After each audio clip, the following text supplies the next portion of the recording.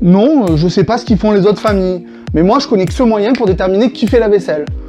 Oui, je sais que tu as un Nerf et moi un Airsoft, mais l'Airsoft, c'est pour les majeurs, et toi, t'es mineur, que je sache. Donc, bon, écoute, Maëlys, arrête de discuter, va te cacher, je te laisse un petit peu d'avance. C'est fou, ça. Hey, salut mes Tsuka, j'espère que vous allez bien. Alors, aujourd'hui, on va parler d'un sujet qui nous arrive fréquemment quand on discute avec des gens qui ont prévu d'aller au Japon. Mais avant ça, je dois aller régler qui fait la vaisselle. Allez, générique.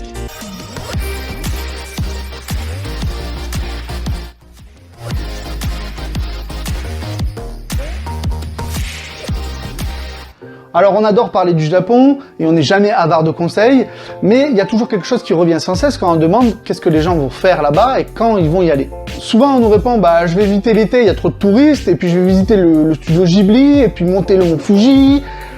Alors oui, pourquoi pas, mais quand je pose la question est-ce que vous avez déjà vos billets pour le musée Ghibli et vous comptez y aller quand, j'espère pas en été, les gens me répondent non, on n'a pas nos billets, et oui, on compte y aller pendant les grandes vacances. Ouais voilà, c'est à ce moment-là qu'on est souvent sur le cul en fait. Pourquoi on vous demande ça? Eh bien on va voir ça ensemble. Allez, commençons avec le musée du studio Ghibli. Alors comme je le dis à chaque vidéo, pas la peine de me le répéter par MP ou quoi, mon accent est merdique, que ce soit en japonais, en anglais ou dans toutes les autres langues.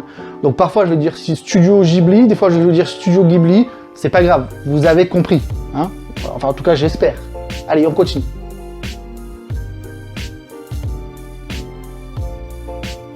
Le musée Ghibli, créé en 2001, est le fameux musée consacré aux réalisations du studio Ghibli. Pour ceux qui ne connaîtraient pas, les studios Ghibli sont les studios qui ont produit les magnifiques films du réalisateur Hayao Miyazaki, tels que Princesse Mononoke, Kiki la petite sorcière ou encore Le Château en bleu. Il est situé à Mitaka, dans la banlieue de Tokyo, mais il est accessible depuis le centre-ville par la Chuo Line, que vous pourrez emprunter avec votre JR Pass ou avec votre carte Suica. Si vous ne savez pas ce que c'est le JR Pass ou le carte Suica, je vous invite à regarder ma vidéo sur la chaîne. Dans ce musée, on y trouve principalement des expositions sur les œuvres du studio, 2 permanentes et une temporaire, mais aussi un café, un magasin, un toit végétal et une salle de cinéma. Goro Miyazaki, le fils de Hayao, s'est servi de ses croquis et de ses dessins réalisés pour les films pour construire le bâtiment, et une fois dedans, on y sent totalement son inspiration. Et donc, c'est quoi le problème? Bah, le musée est petit et il y a beaucoup de touristes. Pas seulement des gaijins, des étrangers, mais aussi beaucoup de japonais, ce qui fait que depuis quelques années, l'entrée est seulement sur réservation. Et oui, donc impossible d'acheter ces tickets sur place le jour même, car ils n'en vendent pas. Attends, je peux en acheter un à la sauvette. Alors déjà, de 1, c'est interdit. C'est surtout que les billets sont nominatifs, quoi. Nominatifs. Et oui, car quand vous réserverez, il faudra donner le jour, l'heure à laquelle vous voulez y aller, ainsi que votre nom, et il faudra présenter une carte d'identité ou votre passeport au moment de l'entrée.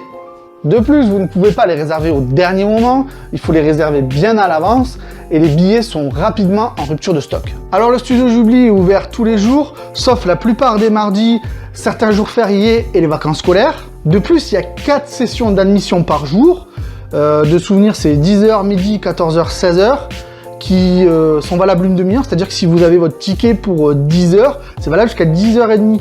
Si vous vous pointez à 11h, c'est trop tard, ils vous laisseront plus rentrer, quoi. Et la sortie est libre, c'est-à-dire que vous pouvez rester toute la journée. Si vous voulez rentrer à 10h et partir à 18h, vous pouvez totalement. Enfin, le musée ferme à 18h quand même, hein. En revanche, pendant la période des vacances, pendant la Golden Week, les week-ends, ou encore les périodes très touristiques comme avril-mai, juillet-août, octobre ou novembre, les billets sont extrêmement difficiles à avoir. Ces jours-là sont généralement pleins plusieurs mois à l'avance. Alors depuis la France, vous pouvez trouver des agences qui font des tours Ghibli. Je pense notamment à l'agence GBT, dont je mettrai le lien en bas de cette vidéo, qui vous propose une journée touristique sur le thème Ghibli. Une autre agence, l'agence Keikaku, alors je le prononce mal, mais je mettrai les liens en bas de la vidéo, qui vous propose de prendre vos places à l'avance aussi. Alors je crois que les tarifs c'est une 60aine d'euros, et il faut surtout réserver avant le 9 du mois précédant votre visite. Par exemple, vous commandez au plus tard le 8 janvier pour venir visiter le musée en février. Et même eux, qui sont des professionnels, ont arrêté de faire la réservation des tickets pour juillet-août à cause des vacances scolaires japonaises. Et alors là, pour les tarifs, c'est n'importe quoi. JBT, je crois qu'ils proposent entre 110 et 120 euros. L'agence Keikaku, une 60aine d'euros. Et sinon, vous avez l'agence aussi Japan Highway, qui vous propose, que vous trouverez sur TripAdvisor, mais qui vous propose les places à 45 euros. Et voilà où ça fait le plus mal. Parce qu'en fait, l'entrée pour un adulte au musée coûte en réalité 1000 yens, c'est-à-dire 10 € quoi. C'est vous dire s'ils se gavent les mecs. Alors ok, JBT vous propose un tour qui dure la journée. Mais à 10 fois le prix, encore heureux que ça dure toute la journée. Attends, de 10h à 18h, c'est pas les horaires d'ouverture du musée ça? Ouais. Mais comment faire alors pour payer le juste prix?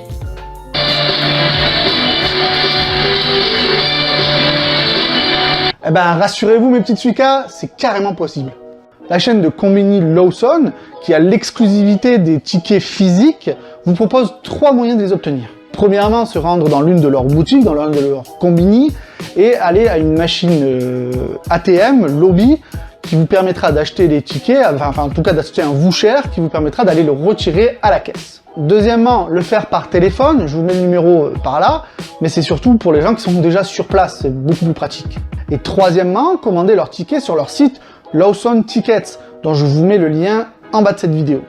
Si vous êtes comme nous et que vous n'avez pas beaucoup d'argent, c'est ce qu'on vous préconise. Les billets sont mis en vente le 10 de chaque mois pour des entrées le mois d'après. Les ventes ont lieu à partir de 10h, alors heure japonaise, hein, vous faites pas avoir. Et vous avez intérêt à y être à l'avance, les tickets partent en quelques secondes. Il y a même des bugs dus à l'afflux de gens sur le site qui vous empêchent même de prendre une commande tellement il y a du monde. Et même comme ça, c'est super risqué. Si vous vous loupez, c'est même pas la peine d'essayer d'avoir des billets par la suite. Alors oui, le musée est très beau et très immersif, mais de mémoire, il n'y a que anglais et japonais. Alors si vous parlez pas anglais, vous êtes un petit peu embêté.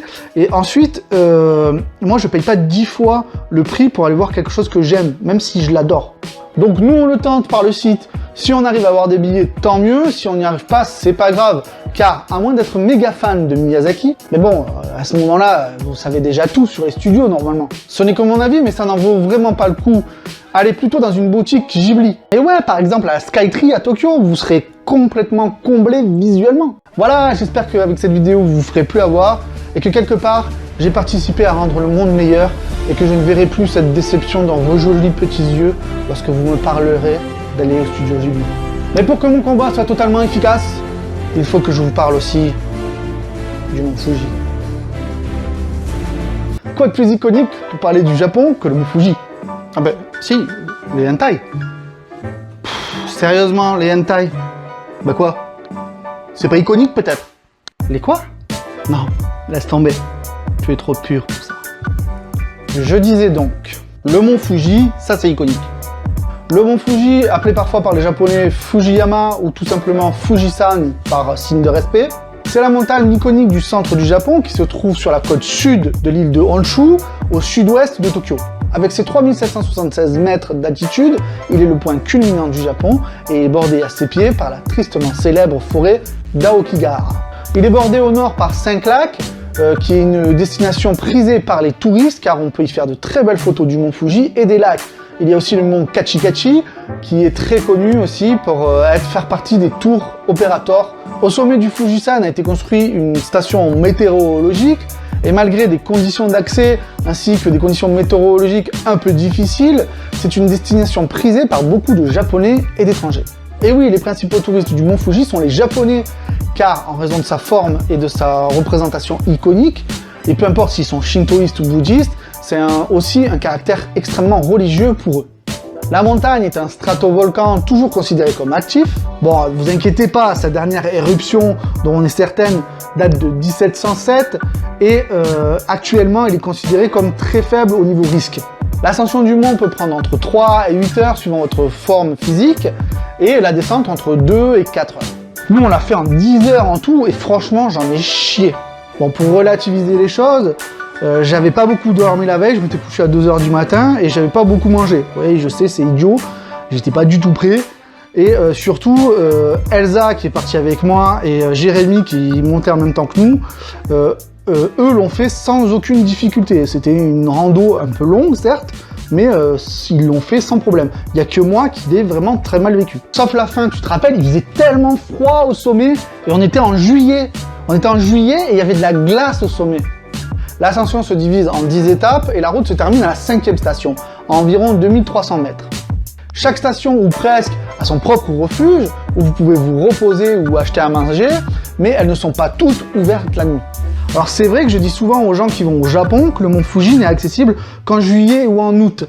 Ce qui n'est pas totalement vrai. En fait, il est accessible toute l'année, à condition d'être accompagné d'un guide ou d'un professionnel et de répondre à certaines conditions. Et oui, qui ont un coût. Mais disons que si vous voulez le monter solo, si vous n'avez pas envie de vous prendre la tête à faire des demandes à la préfecture, à payer un guide, à payer vraiment cher un guide, etc. Si vous voulez monter solo sans aucune condition, ben là c'est que juillet et août. Hein. Hors de la saison touristique, l'ascension est déconseillée, voire interdite par les autorités à cause du grand nombre d'accidents qu'il y a eu, même avec des grimpeurs expérimentés. De plus, il faut s'enregistrer au préalable auprès des préfectures de Yamanashi et de Shizuoka, et même comme ça, l'ascension est à vos risques et périls. L'ouverture de la montée sans condition est réservée à une saison courte, la saison touristique. Par Yoshida, le sentier le plus emprunté par les randonneurs, la période officielle c'est juillet, août, début septembre, et pour les autres sentiers, ça dépend des conditions météorologiques, mais généralement la saison est un petit peu plus courte. Si vous souhaitez avoir une expérience agréable, comme l'est une montée d'un chemin volcanique de 8 heures, restons lucides, et éviter la foule qui n'attend que les premiers jours d'ouverture, il vous faut absolument éviter les week-ends et la période d'aubône. Avant la mi-juillet et début septembre restent les périodes les plus pratiques, là où il y a le moins de monde. Donc voilà, si vous pensez y aller au dernier moment pendant votre voyage, j'espère que cette vidéo vous en aura dissuadé et que vous vous préparez un minimum. Bon, j'ai déjà vu des mecs venir les mains dans les fouilles et grimper avec un jean et une basket, mais franchement, en haut, vous allez le regretter amèrement. Prévoyez un minimum d'équipement, parce que plus on monte en altitude, et plus les prix pratiqués dans les stations, les huttes ou les distributeurs automatiques sont de plus en plus chers. Plus on approche du sommet, plus la température baisse et les conditions climatiques se dégradent. Il y a beaucoup de vent au sommet et si vous êtes comme moi, je vous conseille de prendre des vêtements avant de partir au Japon. Parce qu'au Japon, les gens comme moi ne trouvent pas leur taille. Ou difficilement, hein, c'est possible, mais difficilement. Je vous conseille en vêtements un bonnet, des gants, alors grippants c'est encore mieux, des vêtements chauds, un coupe-vent et des chaussures de randonnée, ça c'est obligatoire. Alors pour le reste, vous n'êtes pas obligé d'acheter ça à l'avance. Vous pouvez trouver ça n'importe où au Japon dans un 100 yen shop, quoi. Notre conseil que vous pouvez retrouver sur n'importe quel site ou n'importe quel guide touristique, c'est de prendre avec vous un sac à dos contenant à l'intérieur des lunettes de soleil et de la crème solaire, une lampe frontale, un sac poubelle parce qu'en haut il n'y a pas beaucoup de poubelles, il faut que vous rameniez vos déchets, c'est une montagne protégée, des barres de céréales ou des pâtes de fruits, enfin quelque chose d'énergisant, et beaucoup d'eau. Un petit plus, les autorités japonaises vous incitent à porter un casque, un masque anti-poussière et des lunettes protectrices, vous rappelant ainsi que le mont Fuji est aussi un volcan. Bon, c'est pas du tout obligatoire. Allez, 3 derniers trucs à savoir sur le mont Fuji avant de se quitter. Comme dit précédemment, tout au long de l'ascension, il existe des stations où vous pouvez vous reposer, où vous pouvez manger. Attention, les prix sont prohibitifs. Les Japonais partant souvent en début de soirée, s'arrêtant à une station, dormant sur place, puis ensuite montant pour voir le lever ou le coucher du soleil. Mais attention, je me répète, les prix sont extrêmement chers. Il existe également des spots Wi-Fi sur le mont Fuji. Bah ouais, on est au Japon quand même. Ils ont été installés en 2015 pour permettre notamment aux étrangers de partager leur expérience sur les réseaux sociaux. Et troisième fun fact, il est possible d'envoyer une carte postale depuis le sommet du mont Fuji. Une carte postale envoyée depuis les points culminants du Japon, c'est la classe.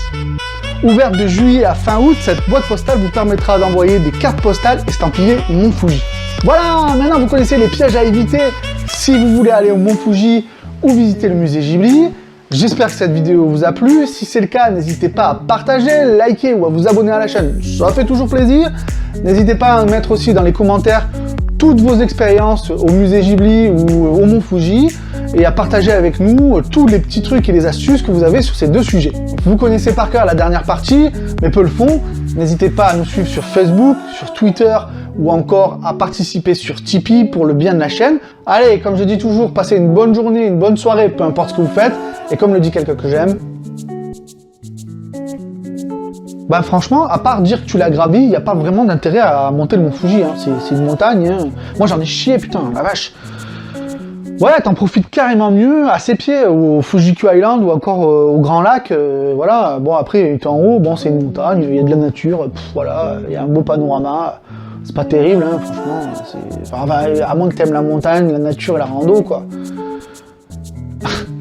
Non, ça tourne toujours. Bah, on va avoir des problèmes avec l'État japonais quand même là, non? Non, n'écoutez pas. C'est génial le Mont Fuji. Gravissez-le.